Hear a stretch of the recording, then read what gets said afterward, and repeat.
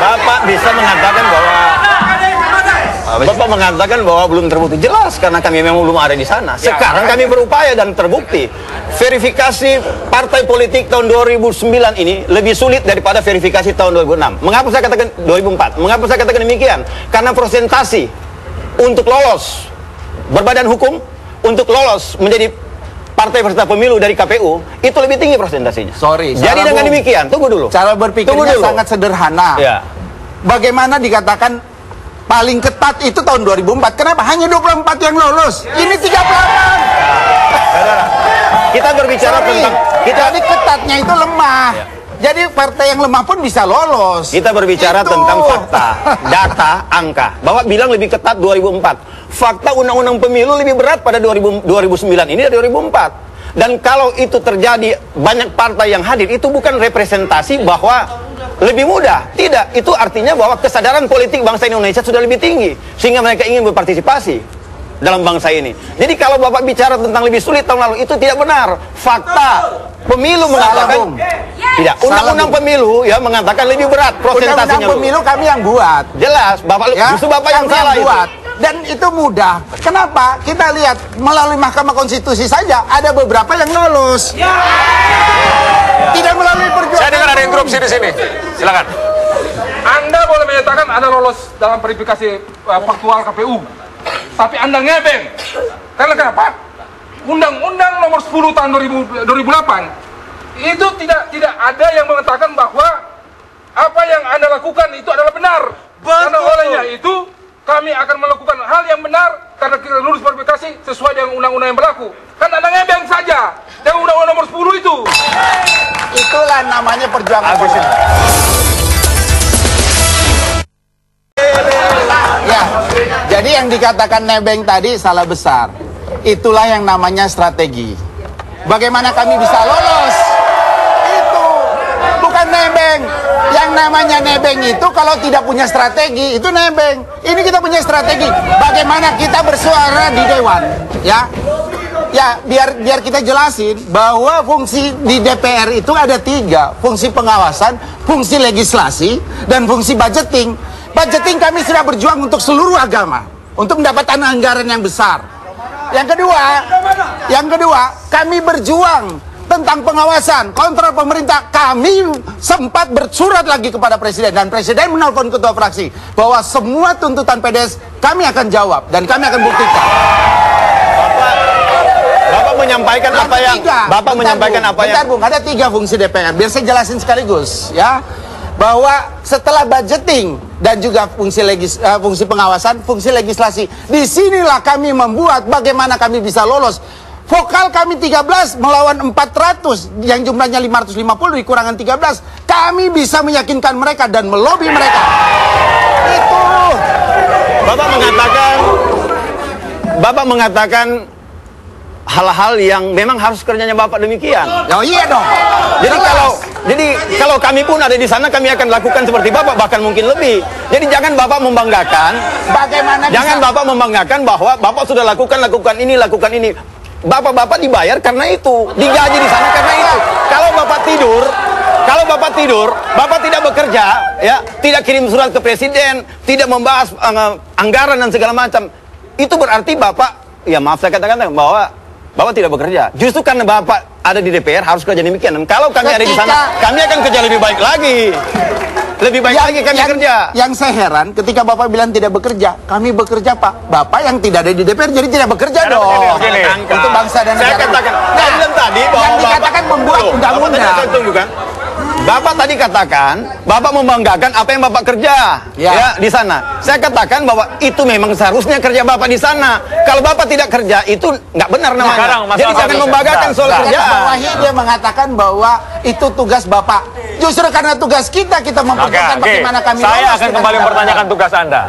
Tugas Anda. Oke. Ketika paripurna RUU pornografi, Anda walk out. Mengapa tidak bertahan di situ untuk memperjuangkan kalau Anda tidak setuju dengan itu? Mengapa Anda keluar? Ditembak semuanya yang mendukung. Nggak mungkin jumlahnya cuma sedikit. Nggak mungkin, paling tidak menunjukkan bahwa menolak, tolaklah daripada harus walkout. Bung, kalau kami keluar, itu masih punya kekuatan hukum untuk melakukan judicial review. Kalau kami di dalam, berarti kami menyetujui dengan segala konsekuensi Kan ketika di voting. Atau kenapa tidak menolak? Kami menolak.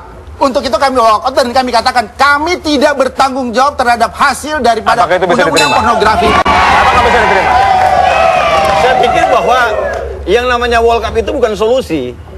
Ya Bapak harus kerja dari sebelumnya, Bapak sosialisasikan. Karena ketika kita membaca undang-undang itu ternyata memang kami anggap memang masih prematur. Jadi sebelumnya Bapak harus sosialisasikan bahwa ini loh undang-undang, belum benar terjadi, belum lengkap, kemudian sudah disampaikan dan sudah diputuskan. Jadi bukan cuma walkout saja, sebelumnya Bapak harus kerja. Sebelumnya Bapak sampaikan di gereja, sebelumnya sampaikan di Bali, sebelumnya sampaikan di tengah. Jadi jangan cuma bicara walkout. Bung. Oke, Bung. Kalau Bapak katakan bahwa harus mensosialisasi, sudah kami lakukan semuanya, Bung. Justru kami mengawal surat dari KWI dan PGI. Untuk itu, kami mengawal, kami menolak. Kenapa? Masih banyak unsur masyarakat yang belum terakomodir dalam undang-undang tersebut. Kelompok perempuan, ya, kelompok cendekiawan, kelompok budayawan, semua memprotes. Untuk itu kami mengakomodir itu. Makanya kami menolak karena ini belum mengakomodir semua kepentingan elemen. Oke, silakan Pak. Inilah fungsi kami. Bentar. Silakan. Ya, saya Januarius Lukianan dari Dapil Papua Barat ingin menyampaikan bahwa pembuatan undang-undang harus sesuai dengan demokrasi konstitusional, dalam arti sesuai dengan negara yang plural. Yang ingin saya tanyakan kepada PDS adalah, kenapa PDS melakukan tindakan walkout? Berarti bagi kami bahwa PDS hanya ingin mencuci tangan. Bung, silakan. Pak, silakan. Terima kasih. Kami perlu jelaskan, kami pernah melakukan hal yang sama pada waktu perbankan syariah, ya, dan juga undang-undang syariah surat berharga syariah negara. Kami diam dan pada akhirnya tidak ada yang muat bahwa itu ditolak oleh PDS. Hanya berita-berita ekonomi yang kecil. Oleh karena itu sekarang kami walk out dan semua tahu bahwa PDS menolak undang-undang pornografi. Itu rame karena PDIP. Oke. Ya,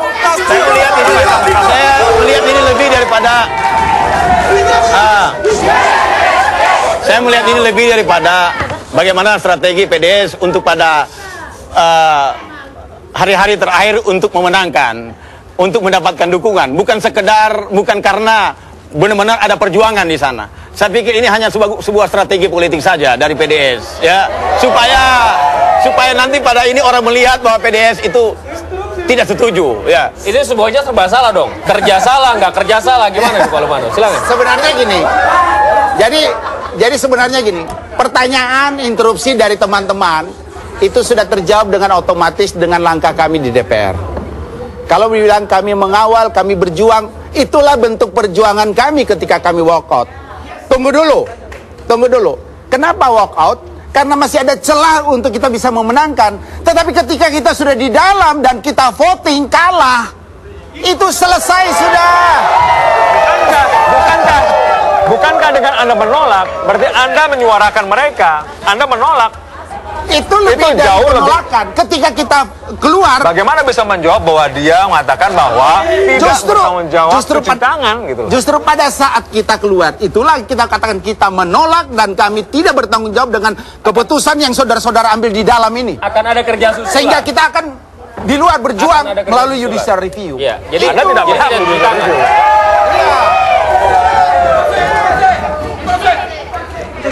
Ini dulu ya, boleh ya. Jangan pakai jaket. PDS mungkin sedang berhadapan dengan tantangan pendeta sentris, satu gejala yang ada di sana, dan keadaan ini akan menyulitkan dia memperjuangkan kepentingan nasional. Tadi kan sudah disebutkan caleg-calegnya Pluralisme. Jadi tidak ada pendeta sentris. Jadi kalau bicara pendeta sentris, saya pikir tidak.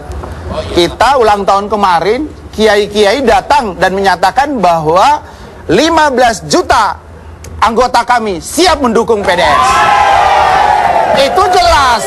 kemudian teman-teman dari Hindu, teman-teman dari Buddha, ya. Ketua umumnya yang mengatakan itu bukan karangan saya, ada videonya, nanti kami berikan gratis kok, gratis.